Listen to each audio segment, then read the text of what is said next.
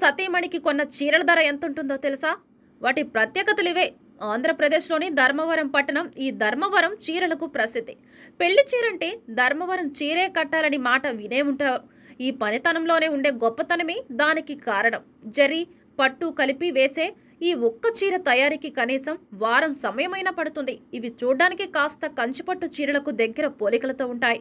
కానీ రంగుల్లో, మెరుపులో తేడా స్పష్టంగా ఉంటుంది. వీటి ధర వేలల్లో మొదలై లక్షల దాకా ఉంటుంది. అల్లిక, నాణ్యత బట్టి వీటి ధరలు మారుతాయి.